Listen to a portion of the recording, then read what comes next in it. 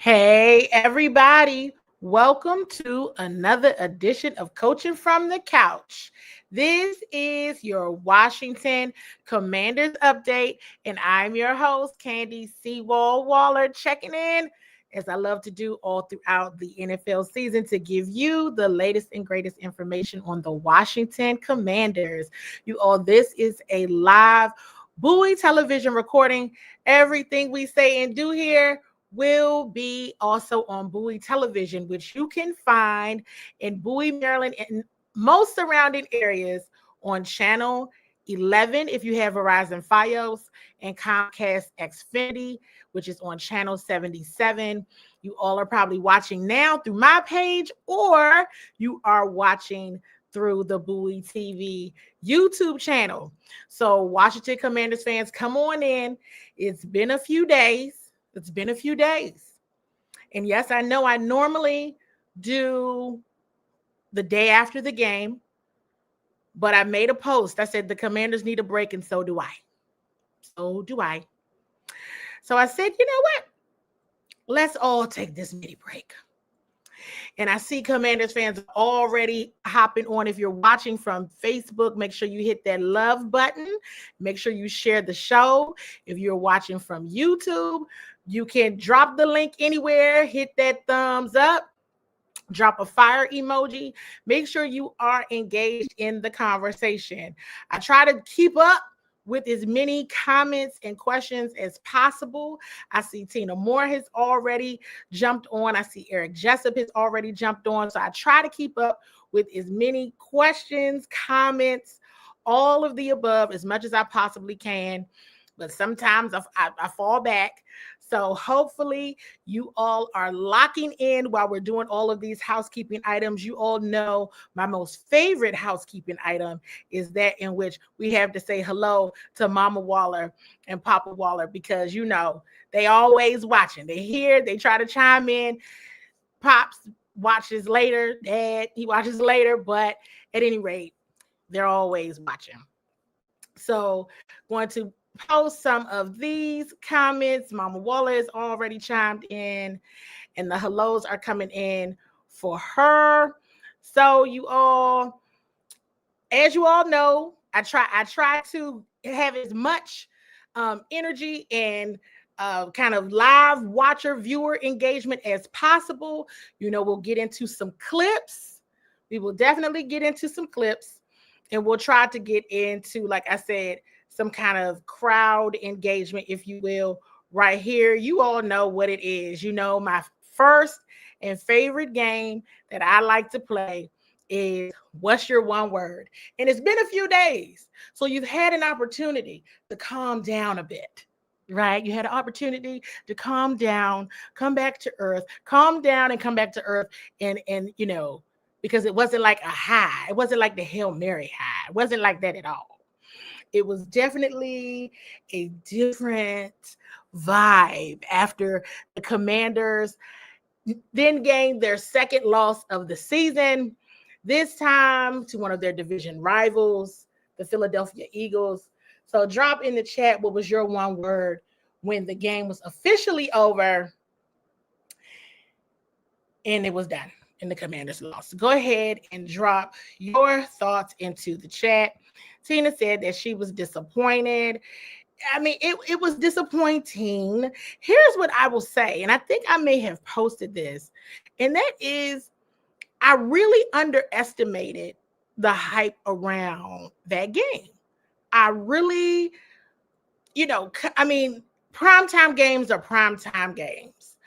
But this just was different.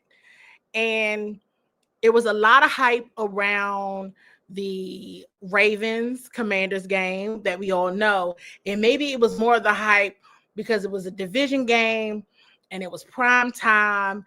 The winner is in that number one slot in the NFC East, but it was still just all of the things, Jaden Daniels and Jalen Hurts. And so it was just so much hype. And I was like, man, I don't think I was anticipating just all of this. And so that it definitely because I've been sharing with you all a lot of different things, right? And since I've been on the ground covering the Commanders on site, and I must say, this was probably the first time, maybe ever for me, since I've been covering the team on site, that I really felt like, wow, like this is a very big deal. So I want to go back to, because you know me, I want to pull receipts. And if you're watching, make sure you drop in the chat any questions and comments you have, because I'm definitely going to take questions and comments throughout while we go through each one of these clips here. But I want to go back because I have to pull a receipt from when I asked Dan Quinn last Wednesday before the game on Thursday, what were some of the things, what did he think that the Eagles do very well? So I'm going to play this clip. And while you're listening to this clip, definitely chime in or drop in the chat if what Dan is saying are some of the things that you saw on Thursday night. Hey, Coach, when you had an opportunity to look at the Eagles film, what are some of the things that you've seen that they do really well? I'll start for their defense. I thought their 5 down fronts, the 4 down fronts, I thought the safeties down when they're back, the disguise. I thought Coach Fangio does a very good job and has for a long time, Kendi, into that space. I love the aggressiveness of their corners, playing tight coverage onto people. So there'll be a lot of contested throws and contested throws and catches. The interior part of their guys, big guys with size and guys that can rip off the edge. So a good challenge that way. Offensively, I felt run game wise was similar to what we have seen. Their line coach and staff there has done a fantastic job through the years in the run game, and they've added an explosive player to the mix in Saquon. Kellen, I thought, added probably different, his flavor and elements to the drop back game to go. But the addition of Barkley has really been, as it's been proven, a big addition for them this year. Special teams wise, big place kicker, that can hit it from deep. So the field position for us is going to be a big deal in this game. That's where I think of them all the top, and known quantity, tough group. And so for us, heading up there, division game, it's really cool. We're pumped. So did you drop in the chat some of the things that you saw? This is why I try to ask that question. What are the things that the coach is seeing that absolutely you're going to see again? And we absolutely saw everything that Coach just said in terms of what they do well. You saw that defensive front, the Commanders' offensive line, as tremendous as they have been all season, right? At some point, you're going to get worked. And we know it was a short week and they were dealing with some injuries. So we saw the offensive line get worked, especially after they got Brian Robinson Jr. in for that touchdown. I think they said, hey, wait a second now. And they got him in for the touchdown. And on top of that, they got the nerve to be talking trash. Oh, wait a minute. Hold on. We here. We know what's going on here. That's not going to happen too many more times, if ever, for the rest of this night. So we absolutely saw that. Of course, only but so much time was going to transpire and go by without the world seeing Saquon Barkley. Everybody was going to see it. You were going to see it a time or two, and then we ended up seeing it live. Starting field position, he absolutely said it was going to be important. It was going to be a key, and it absolutely did. So many of the things that were said there, you're going to see it. This is why we ask this question, so that you're not surprised when you see it from the opponent. That's why it's always important. You all hear me say this all the time about the importance of asking questions and understanding what your opponent is doing and how they look, right? This is why I'm always going to say, watch the other opponents, watch their games. Don't just watch highlights. Try to watch as much of the film, watch as much as the game. You've already watched the Commanders game. And you can watch it again. I mean, I watch it multiple times. And then when the All 22 comes out, I watch that as well.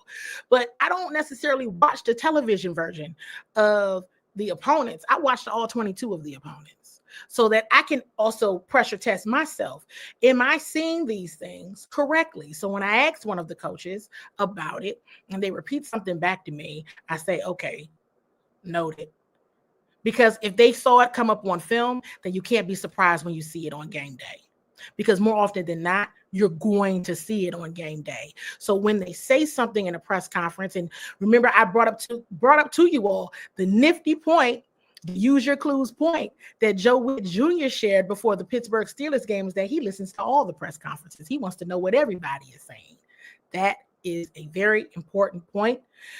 That is also a clue into how I prepare and what I do, so that I'm asking the right questions, and just when I'm learning, not just in press conferences, when the cameras aren't on, I'm making sure that I'm actually seeing what I'm seeing, and I'm actually able to just recall what a coach or a player has even shared with me about a team or about even this team. Right. So, of course, in the last two games, there's a lot that can be said about this team and where things were going well, maybe not so well. Right. And we know that this is a very important week because it is Beat Dallas week. But we also know these last two showings were not the best from the Commanders, quite far from the best that we've definitely seen. So if you all have questions, absolutely drop those questions in the chat. We're going to go on and move forward from the Eagles game, from the most part, right? We're going to focus on Dan Quinn's press conference from today. Love button, fire emoji. Did you watch the press conference? Did you listen to the press conference? Share with me in the chat some of the important points or things that you really, your ears really perked up about, what really interests you. Again, I'm going to leave this as much as an open forum as possible, but I definitely want to dive into Coach Quinn's press conference from earlier today. And if you all have just tuned in, you are watching a live Bowie television recording. This is from the Coaching from the Couch series, the Washington Commanders Update. I am your host, Candy Waller, also known as C Wall. So let me go ahead and jump right on into the press conference, because this may have been one of the most important things that Dan Quinn said today in his presser. Check it out. I want to first start off by saying, clearly and honestly, Jaden is not injured right now, but we did lose valuable practice time, John, with him and his teammates when he was injured. And that's hard on all the guys. It's a really, really important part of what we do, and we don't have banked reps in years. So we're very much looking forward to getting back onto a full week and regular practice sessions with the guys. So over the last few weeks, we've had to, put that together in small bits. So that's what I think into that space. And as we're heading into this week, we're looking forward to getting a full week of our practice and, work the things that we need to. So many of you all have already commented in the chat about Jaden being hurt, wanting to know if he's hurt, or making blanket statements that he is hurt. Dan Quinn has said out loud, direct, hey, let me say this, Jaden is not hurt right now. Okay. Coach Quinn has spoken. Here's what I do think, right? Everybody's got a little something going on at this point in the season, you all. I mean, it was like week 12, right? Everybody's got a little something. They were working on a short week. But for Dan Quinn to just come out and say it, we'll see. Now, he also mentioned the limited reps and the limited play that they had in practice while Jaden was dealing with the injury. Makes sense to me, and it makes sense definitely during a short week. It all makes sense. So he says Jaden is not hurt right now. Key point, Jaden is not hurt right now. Write it down in your book. Use your pen and paper.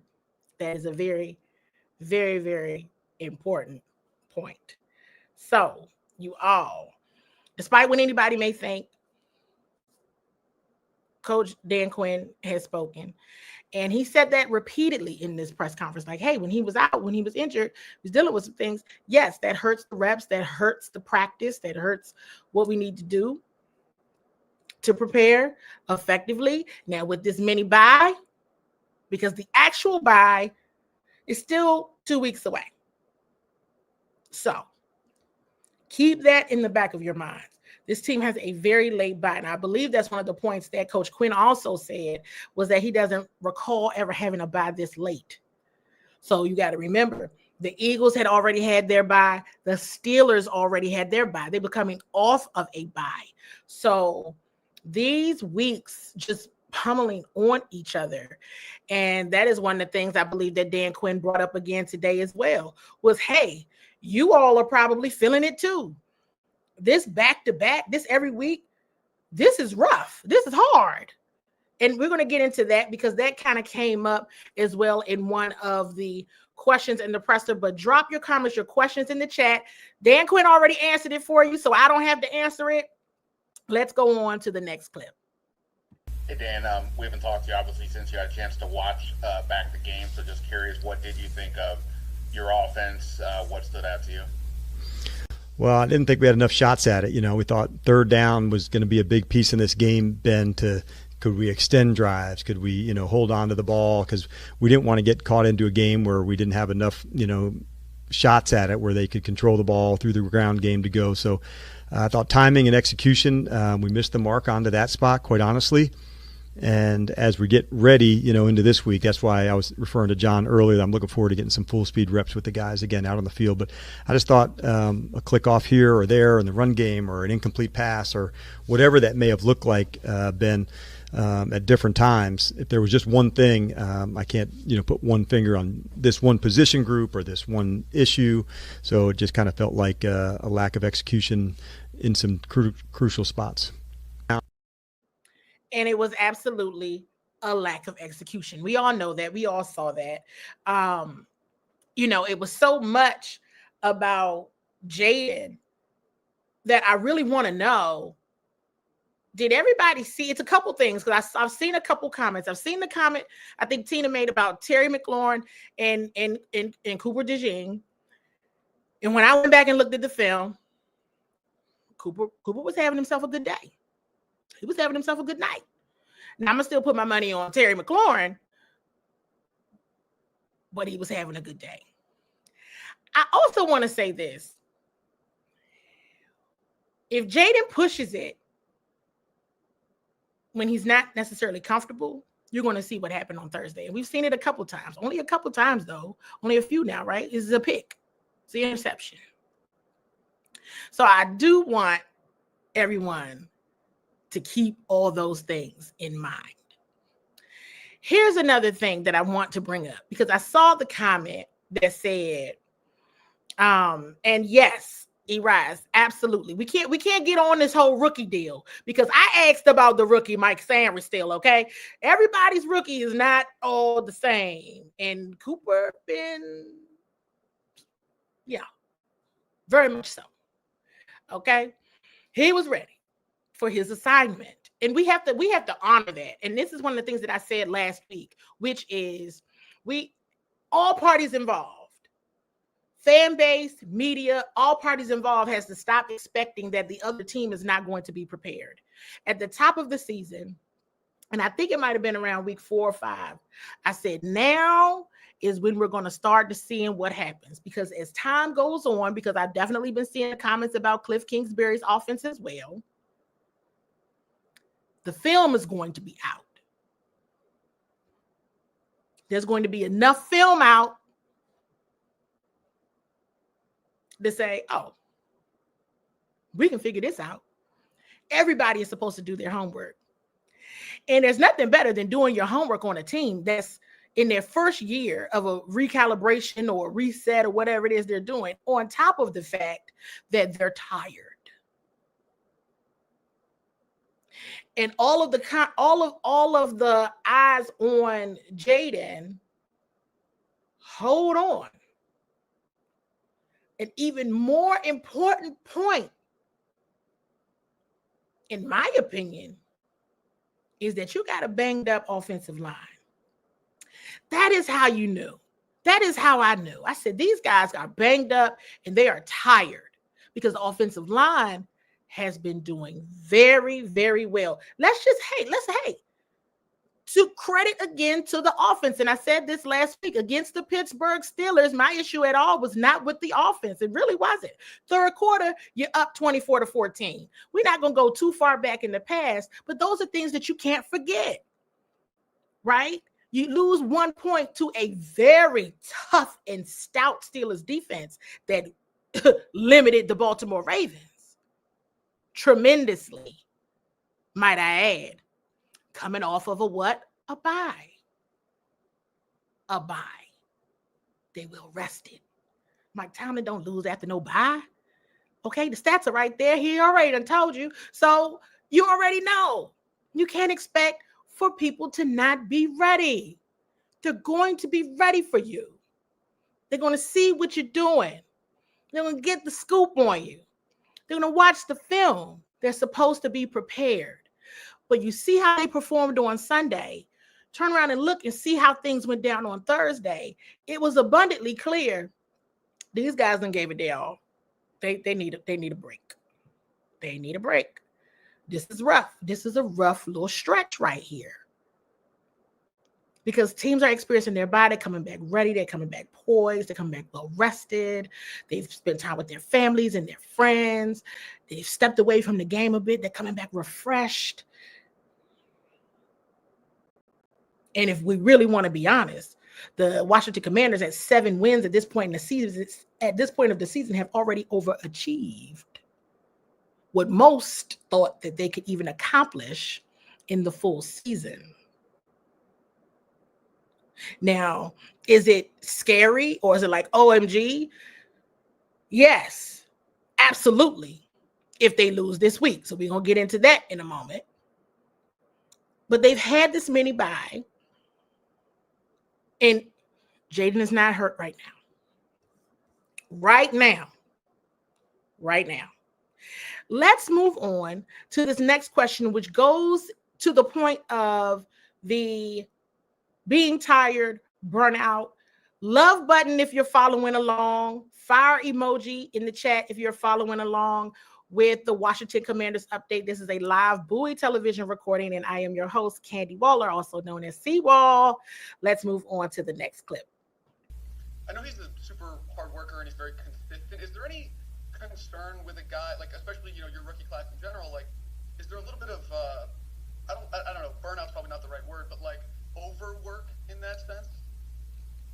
For sure, that's a topic that we talk about, Sam. It's a good one. Some people would have called it like the rookie wall and things like that. And I can still remember my first time coaching in the NFL. I think we got to Thanksgiving. I was just exhausted from preseason to regular season games. And you do kind of punch your way through it. I'm sure for those on the call for their first ever NFL season, it is longer than anyone's ever experienced. But we do talk about it. We do plan for, how do we push ourselves through those spots and having that recalibration to go. So it does come up. It's a real thing. And you just kind of work your way through those moments, and you usually find yourself on the other side, a little bit stronger, but it's a real thing. It is a real thing. And I'm in media and I'm like, look, I'm tired. And and that's me. I'm not playing. Right? I'm not playing. I'm not spending hours upon hours watching film and game planning and all of those things. So I can only imagine. I'm just going back and forth to the park and doing my thing, right? Going back and forth to the park, going to games, right? But if I feel like this, if I know my colleagues feel like this, my gracious. And it's like, whoa, this is long. So it's a lot to be said. We're going to still get into, because probably much of what Coach Quinn is going to talk about regarding Dallas. And I know that Dallas plays tonight. That will be in regard, like on Wednesday and Friday when he does his pressers. But we want to continue to go down this path to get these questions answered so we can close the loop on the past 2 games. kind of figure out where things are right now and just what they need to do. I mean, hey, it's almost like real cut and dry, right? They just need to beat the Dallas Cowboys at this point. That's all, and let me, and before I even go there, it's not even about it because they don't have Dak, because you can talk to anybody and they would almost prefer Cooper Rush and the adjustment to Cooper Rush, because he's got to finish out the season and finish out the season strong. So they're still able to do a few things well. And so this is not, and if we've not learned anything else, did you all watch any games? Drop in the chat what games you all watched over the weekend, if you watched any NFL games, because I certainly did. And if it's anything that I learned in watching these games, it is people are absolutely still trying to win football games. No matter the record, no one is just laying down out there and saying, oh, well, season's over. Whoop. No, because if you all have heard me say this for years and years in the past, every game is an audition, right? So if your team is already in the down the tubes, it's still an audition. If you're coming up on a free agency or whatever the case may be, it's always an audition. And that's for coaches and players alike. So people are not just going to lay down on game day. There's still plenty of football to be played. So with that being said, I'm going to move on to the next clip. Check this one out and drop in the chat what your thoughts are. Dan, wondering, do you try to do a full self-scout during like this mini bye week, or do you hold that off until the full bye week? Yeah, it's a good question, Dave. We try to do one internally about each quarter, about every 4 games. And then, so as opposed to waiting till a certain one or that, to go, because especially, David, with this one being our bye not for 2 more weeks, it feels like it's been a long time since I had a bye this late in a regular season, but I don't know, I'm sure ours is the last one.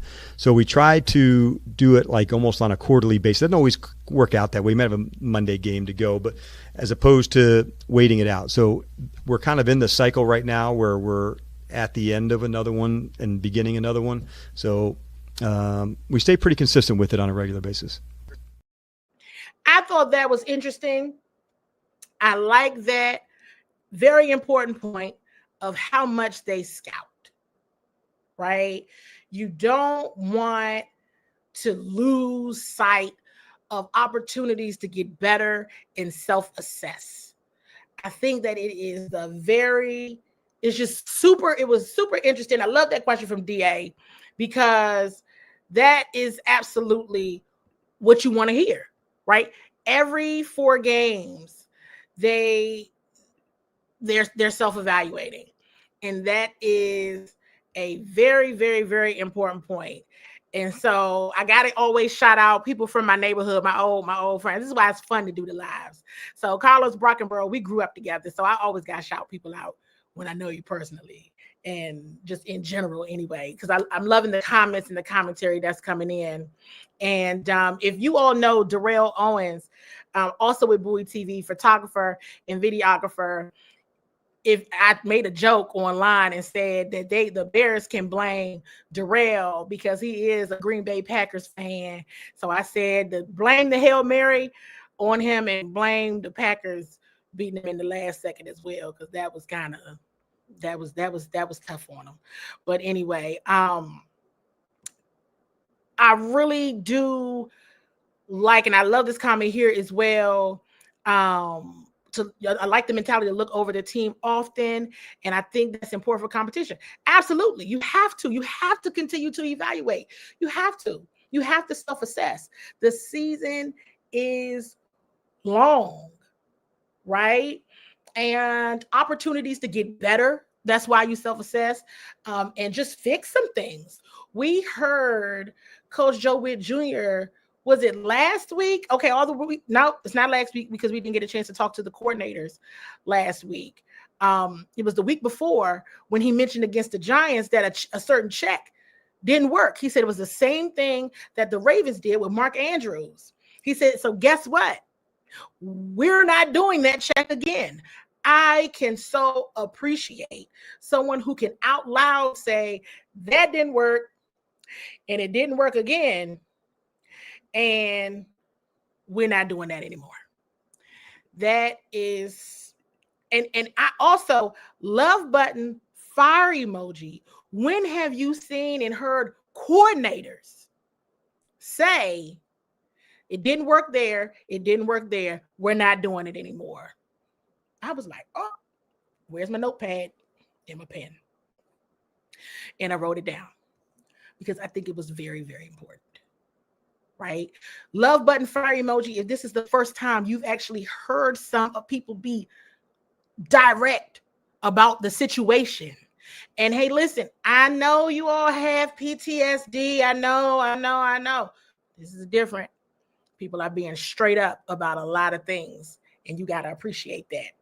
Next up, here's the next clip. Also a question from the great David Aldridge. If you are friends with him or you follow him, go ahead and tag him and tell him that I'm talking about him.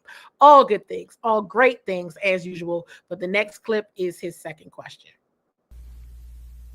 Also, I know the linebackers are pretty stout right now for you, but just wondering what you're seeing from Jordan McGee and how he's coming along, and if you anticipate him getting some reps at some point.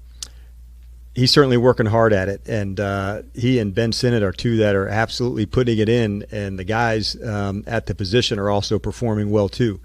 Talking about Zach and John Bates, and so certainly with Wags and Luvu, I tried to take Wags out in the Carolina game. He gave me a side eye for like 2 weeks after that, so I do love the progress that Jordan's making, and he is developing on special teams. And so there's a hidden, maybe a little silver lining, David, with us covering kicks again, maybe as an NFL, that guys are tackling and avoiding blocks and developing into their own space. So I guess it was maybe in his second week, Jordan had a good tackle on a kickoff, and you could see the guys, jumping off the sideline to go find him and congratulate him. So that's a good sign. He gets reps in practice. He gets reps into that space, not just on carded scout team, but in the actual reps as well. So he's making progress. And I would say we're trending, up with him and with Ben. I'd love to get them some more reps, and we'll see, by package and how does it work. But he's definitely, I feel his speed and his tackling ability, David. I'm excited about Jordan. And I am excited about Jordan as well. You all know I have been talking about Jordan McGee a lot, and I'm going to continue to talk about him a lot. I was always so proud. Like, don't forget, I interviewed you first. So when you get famous, don't forget who was your first media friend. Me, Boy TV. But anyway, so seriously, yes, he definitely had an amazing tackle on special teams, and he's working. You hear Coach Quinn also mention Ben Sinnott. So there's still some pieces, some rookie pieces there that we're seeing flashes here and there.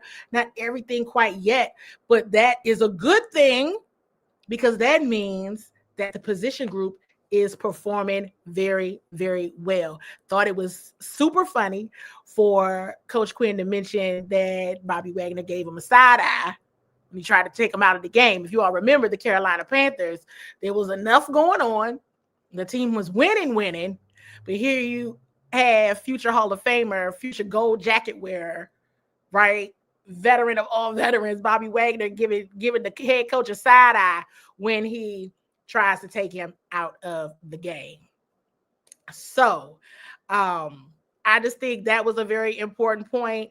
Want to acknowledge all of the comments, or many of the comments that are coming through in the chat. You all ask me any questions, because this is a good time. This is a good time to catch me, to say, hey, because I got a little bit of rest. Don't tell nobody, but I definitely got a bit of rest. So, hey, hopefully the team is rested up and ready to go, as well as this very important week. And what's so crazy? I was thinking, I'm being honest, because that's what I do with you all. I said, it's last week, because it's only a short week. The Commanders probably not going to win both of these. But if they come out winning at least one, and they can still be on top of the division, it's not so much stress going into Dallas week, because who needs all of that kind of stress? to make sure, oh my gosh, Lord, please let them beat the Dallas Cowboys. This is just everybody just going to lose it. It's going to be a 3-game losing streak. And that's just going to be enough for everybody. They lost both. Okay.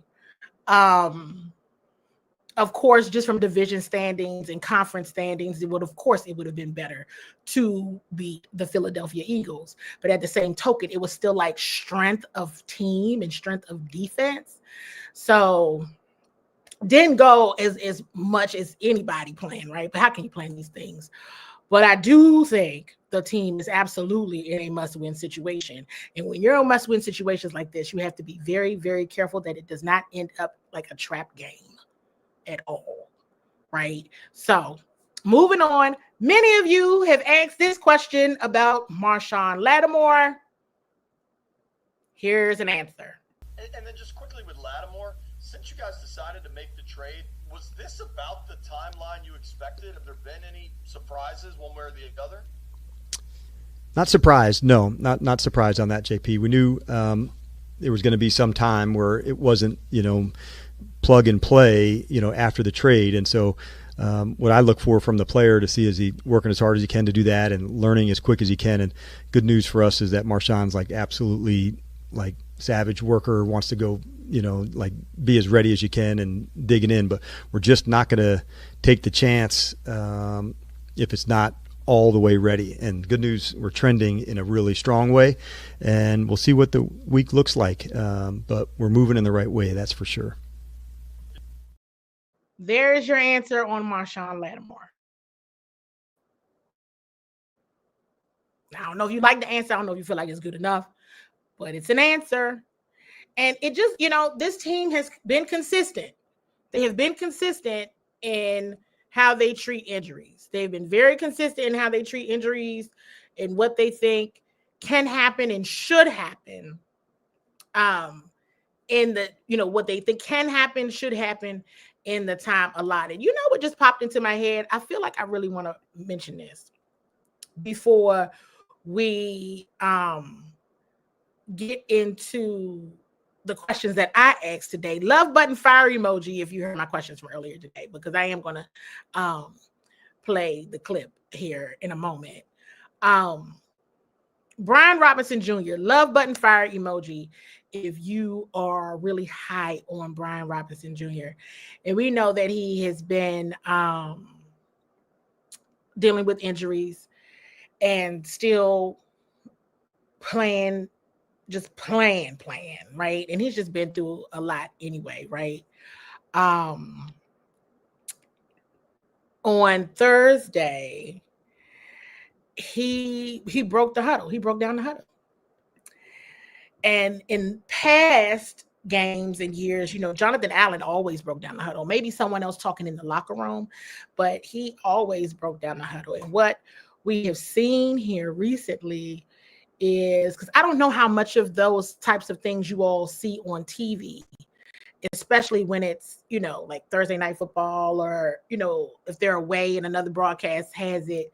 I'm not sure what you all see on TV. And that's why sometimes I ask, and I did publicly ask a question, which was, on the TV version, did you all see the work that the trainers were doing with B-Rob with his hamstring? And it was something about B-Rob breaking down the huddle that really made me smile and say, you know what, this is awesome. And I mean, I've paid attention. I may have seen something, come across it in this Jeremy Reeves, or 1 week, I think it was Bobby Wagner. You see it. It's unfortunate that the team didn't win. Nonetheless, to see B-Rob basically do the on-field pregame speech and break the huddle, that was big. That was big, because he does media availability, but he's not a person of a lot of words per se. Not, at least not with us. It's great to cover, super great to cover. But I feel like that's a very important point, because I think one of the things that I asked Coach Quinn about was about just the culture and the leaders, and this was back at the beginning of training camp. And I'm gonna revisit this at some point. Don't you worry, it's coming. He was saying at the end of camp, he hoped, that he had a long list of players that all fit that leadership bill and that leadership capability. And I sat there in the press box and I'm looking and I'm like, is that B-Rob breaking down the huddle? I grabbed my binoculars and I'm looking and all I could do was just smile like, yo, that's what's up. Like the voice, using the voice and going out there. And I'm just telling you all, it's different. It's different. And you're seeing the culture and the brotherhood and just the overall difference just kind of bud out in players that you would be like, they make such an impact, but they stay to themselves. They're not quiet because look at them, right? That was fun to watch. That was probably the highlight. That in the offensive line getting them for the touchdown, because I thought that was funny. And then the rest of the game wasn't so much funny because I think the Eagles got very offended by that, by the way. But anyway, that was probably my favorite part of the game. And I'm so happy I remembered to share that with you all, because I think those stories, that story, and then Austin Eckler not catching that football at a critical moment, because he catches that football and he goes down the field. Austin was so irate with himself. He was shattered. If anybody else was upset and blown that he didn't catch that, trust me, your anger and your frustration is not on the level of Austin's at that moment.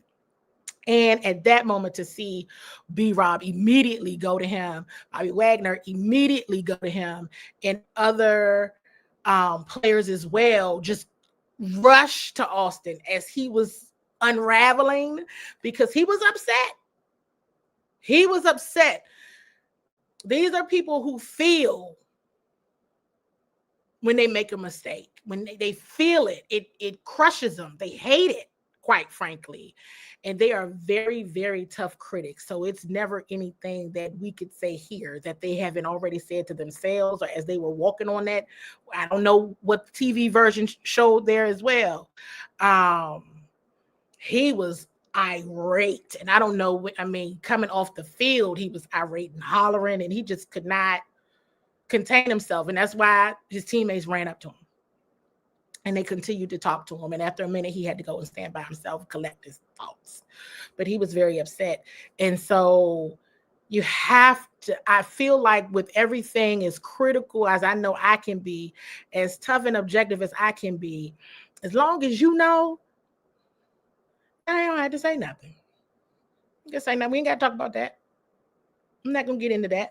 I'm going to acknowledge what I saw so that on the viewing audience understands what that means. But I don't have to dig real deep on that, because you already know what that is. You know. And that is the best accountability and show of accountability that these players can give, because it's important to themselves. Like I said, every day, every play is an audition. It's an audition. This is their job. They're doing this for a living, not just for entertainment. We watching and covering for a job, right? But if you watch it, that's the entertainment. It's not entertainment for them. Certainly a job. So I thought that was a very important point to share. Love button, fire emoji if you appreciated that. Storyline, those two storylines on B-Rob and on Austin Eckler, I thought it was very important to bring those up.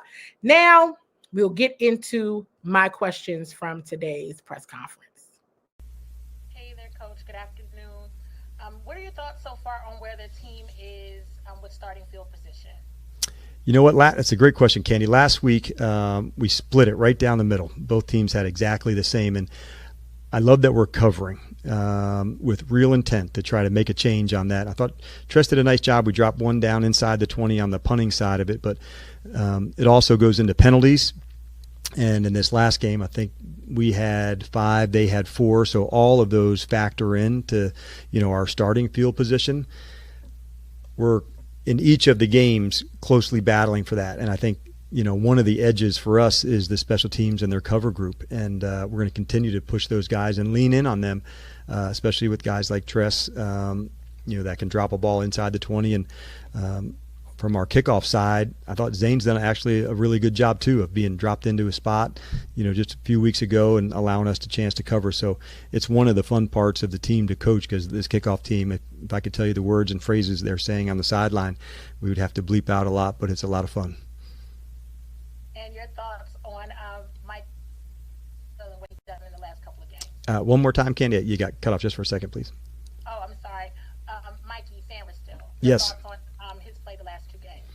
Yeah, there's a lot to talk about with Mikey, and I felt like he is on the way up again. And sometimes you go into these levels, and now you go level up, and you wish it was all straight. You go and you hit some plateaus, and you go again, and he's on the way up. I saw it in the tackling, the plays on the ball, the physicality that he played with, and it doesn't get much tougher than the assignments that he's had. And in terms of last week and the weeks ahead, but he's really that type of competitor, Candy, that he's just ready. He's confident in his skills and what he does. So he's in a very good spot. I want him just to stay in this pocket of improving, man. He's really nailing it right now.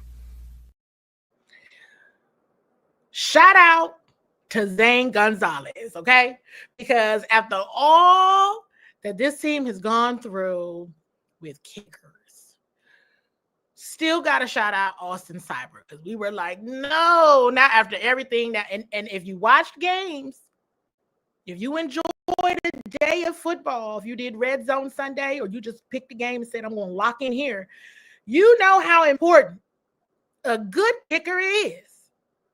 My goodness. There were several games, there were quite a few, that this game is decided in one if the kicker makes the field goal. Oh my goodness. So wow. Whoa. Who knew? Everybody needs a good kicker. For real. We want Austin Cyber to get better, yes. But Zane Gonzalez might need to stick around. He might need to stick around, because if he hit the waiver wire, somebody's going to get him quickly. All right. He's not going to be a Washington Commander. If he has to hit the waiver wire for any reason, he's just, good grief. First and foremost. So love button, fire emoji, if you're feeling me on this one, with Zane Gonzalez. He's been borderline like a secret hero, for real. Seriously. All this complaining about Benjamin St. Juste, and I hear everybody. I hear you clearly about Benjamin St. Juste. I'm not ignoring it. I'm not ignoring it. Even though sometimes I try to come to his rescue, because he's a very nice person. Okay? Like him a whole lot. I really do, a lot.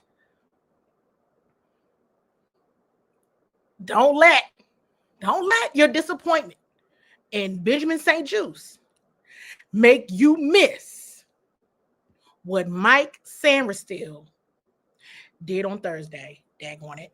And what he has been doing, exactly what Coach said, what he said. It's a lot that can be said there. I agree.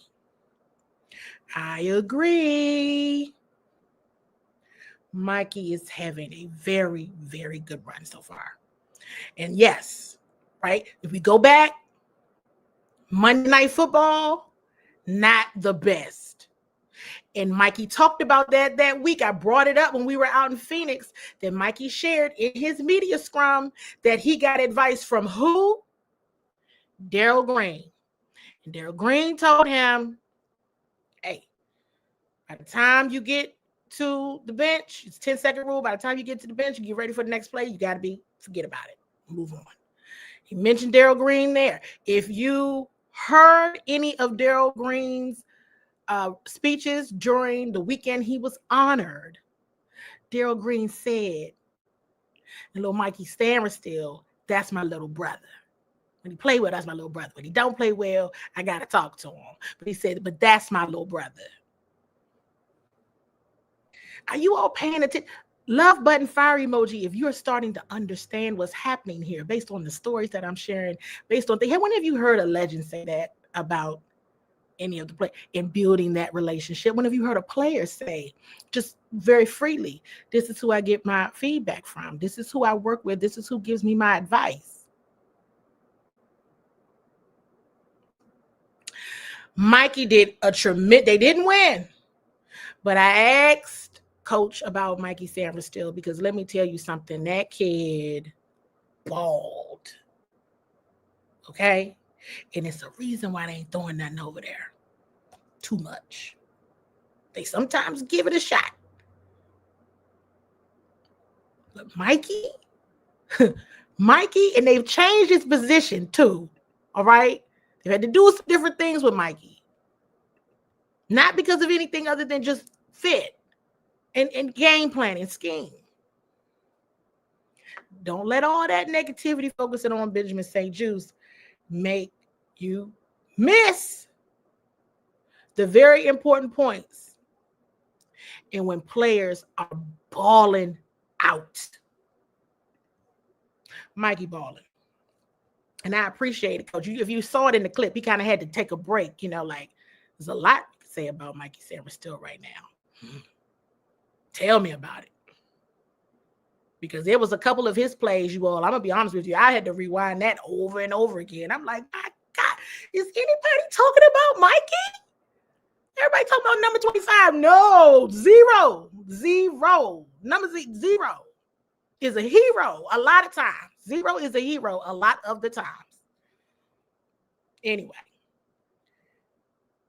I think that it's all very important.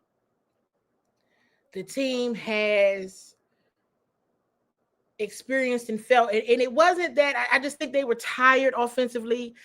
They played at such a high rate. We haven't gotten into all the conversation around, Cliff Kingsbury's offenses do this, that, and the third. We're going to see on Sunday. We're going to see, because I am inclined to believe this had a lot to do with being banged up, a lot to do with needing a break.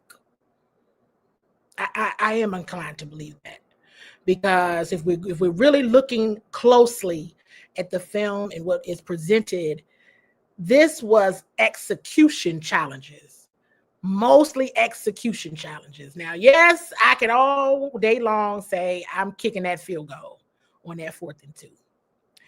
At the end of the day, though, I understood why they went for it on 4th and 2. And the reason why they went for it on 4th and 2 is because they've been doing that all season. Let's be clear. That's another thing that I saw in the games as well. There's a lot of teams. That is part of the trend right now. They going for it on 4. They don't care about it. It's another down. That's an extra down. And they're going for it. Most of the time, these teams are going for it. Early in the game, too. My goodness. I mean, hey, the game just started. What you going for it on 4th down for? But that's what they're doing. I said, I see what's happening here. This is a trend. But going back to specifically the Commanders, they were executing on 4th down. They've been doing it. For them, it's not an unusual call. Why it was unusual to me in that moment is because the offense wasn't clicking. The offense clicking, go for it. Because that's what they've been doing. It wasn't out of character for them to do that. It really wasn't. It really isn't. They've been doing it all season and executing, doing it very well. But in this sense and in that specific situation, Zane Gonzalez's leg is hot too. And let him kick it. So, I appreciate everyone that is commenting as well on my questions. I appreciate that because I really want to get into, being able to tell the story and talk to you all about these things and share certain messages of things that I'm seeing, and I'm asking questions based on what I'm seeing, based on what I think is important to report on and to share, and what is a very important point about the story of the season. This is why I asked about starting field position, because that's important. If your offense is struggling, you got to get down the field. Got to try to prevent the opposing team from getting down the field. That's why Trent Wade's job is so important. So starting field position is, and you all have heard me say this, right? I'm a special teamer. Like, hey, the special teams, and Dan Quinn is absolutely correct. This special teams group is a group full of goons. They are really, really special. No pun intended, or maybe pun intended. They're a dangerous group of people. And I'm like, wow, I mean, all super. But on that field, they're different. And I'm like, ooh, scary. And so, yeah, I'm going to ask, because how are you doing? And I know it's one of the categories that he rated. How you think you're doing? Because for me, I'm like, do a little bit more here on both sides, but we'll see how that goes. And then the question around Mike Sanders still is because I see all the complaints about Benjamin St. I see all of it. We hear all of it. Got it, good. But do not let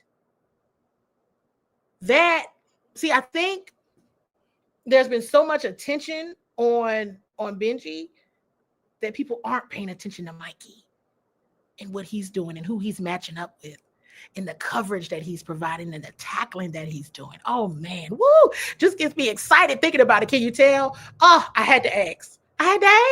Because it was just, it was a loss, but so many still bright spots.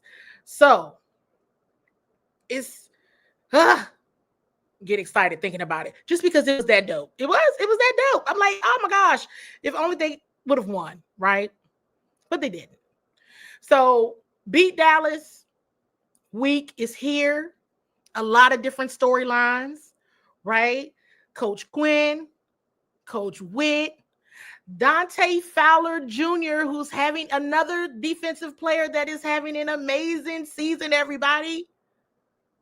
Dante Fowler Jr. is having an amazing season. It's 8.5 sacks so far this season. He is doing great.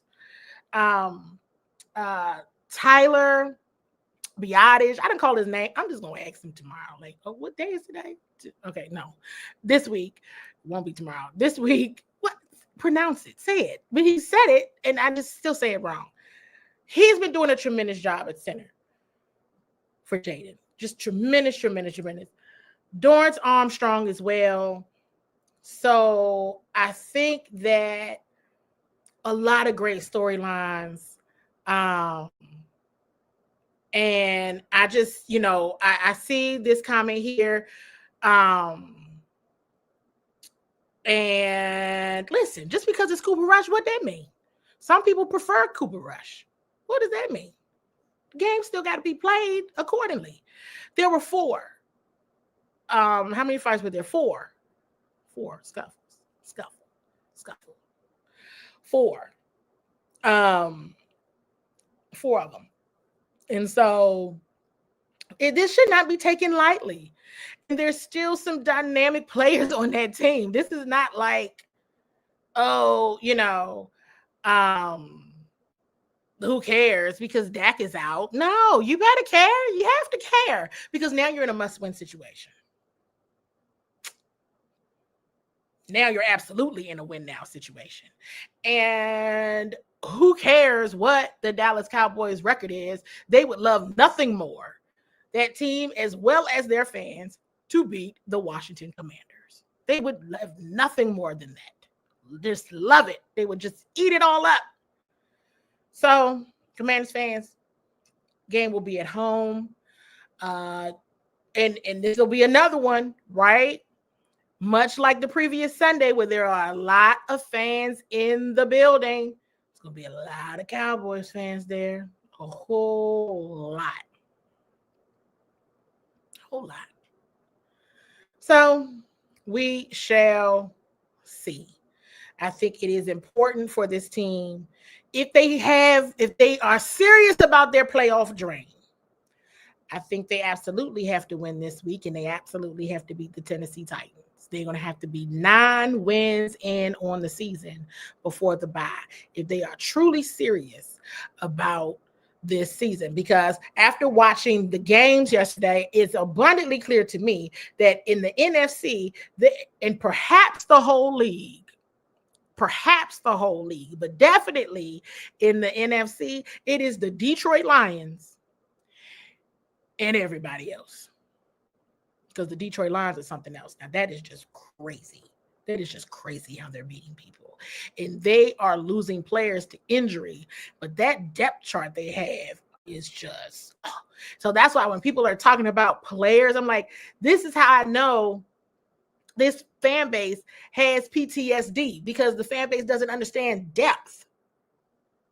Got to have depth. Word to the Detroit Lions, okay? So they are just right now. It's just every time I watch them play, I'm like, well, who's supposed to beat them? And the Vikings came close. Yes, the Vikings came close. That was a very good game. But I'm like, well, what is people supposed to do with this? And you want to talk about the kings of the fourth down? My goodness, Dan Campbell, he just does not care. And I would also like to bring up this point for all of the, well, you were playing a bad team, people. Well, did you think Dan Campbell and them cared? They did not care how that team beat Jacksonville. They could have cared less. That's how you're supposed to beat them when they're bad. And you believe that you're very, very good. And in this case, the Detroit Lions are very, very good. Mm-hmm. Absolutely. And I want to see one of the best in this sports media game as well, Cortland Griffin. I guess Cortland, he covers the Tennessee Titans. And so guess we'll be seeing him sooner rather than later. So if you have any questions, you better drop them in the chat now, because I'm getting ready to wind this down. I see that it is Dallas and Houston are playing Monday Night Football. And I'm just chatting now to give you an opportunity to drop anything in the chat before I shut this down. Also didn't realize that on Thanksgiving Day, it was a Dallas and Giants game. Wow. Whoa. That's interesting. I don't know who wants to watch that. So maybe that'll be dinner time. I don't know. But anyway, you all, thank you for hanging out with me like you always do. Like you always do. 6 more games left in the season. Next up at home, Washington Commanders versus the Dallas Cowboys. This is going to be very, very interesting. How does the receiving core round out outside of Terry? Now, this is something that I've been talking about since the summertime, which was there's Terry McLaurin and everybody else. Now, with that being said, at one point, I was really seeing like Noah Brown was really starting to be like hot. Like, okay, here we go, Noah. Let's get it. But then there was just, not the, I guess it's just the last 2 games. And we know there was basically no movement from the receiving core, right? It was for a lot of different reasons on Thursday. But with the Steelers, it was really just Terry, right? Because when the speed of the game went up, and everything went through the roof to try to respond to what the defense was doing, the Steelers defense was doing, it was almost like the receiving core was playing a game of hot potato. The only person who could catch the football was Terry. So I'm looking and hoping that this is a week that Noah Brown could get into it. I'm going to tell you this too. There has been some plays that have just been so super, had all of the ingredients to be absolutely amazing. And that has been between Dayton Daniels and Luke McCaffrey. If they can get that tandem, if they can connect on that tandem, I would be a happy person sitting in the press box, because it's right there. It's right there, and it's always off just a smidge, so it doesn't work. We've seen De'Ami Brown make some impact plays, which is terrific, which is great, but just not in the end zone the way it needs to be consistently. So right now it is Terry McLaurin and everybody else. We'll see if that connection or reconnection, if you will, with Noah kind of happens, because I saw that button like, okay, Noah, let's go. Let's get it. Because after the Hail Mary, thought he had a very strong game against the New York Giants. But haven't really seen that there. Like I said, still not that connection built just yet between Jaden and Luke. And like I said, you've seen some impact plays from De'Ami, but just not enough. We saw some from Olamide, right? But I'm so nervous and trying to focus on the Lamadé Zacchaeus for the punt return that I'm like, whoo, you know. So remains to be seen. But right now it's Terry McLaurin and everybody else. So, all right, you all. Let's see how all this shakes out. But I'm not, let's hey, right now my prediction is still right, but I absolutely intend on my prediction of 7 wins for this team to be absolutely incorrect and wrong. And one day I will come on here and say, hey, everybody, guess what? I was wrong. And you will probably see one of the happiest people in the world for being wrong. You all, thank you for hanging out with me like you always do. I truly, truly appreciate it. I hope you all are subscribed to Bowie TV on YouTube. And if you are in the area, you have not cut your cable, Verizon Fios channel 11, Comcast Xfinity channel 77. We have a ton of great content on the YouTube channel as well as on the television channel. We have all types of topics. It's not just sports, everybody. It's a ton of entertainment, health, exercise, wellness, talk shows, you name it. It's all of the things.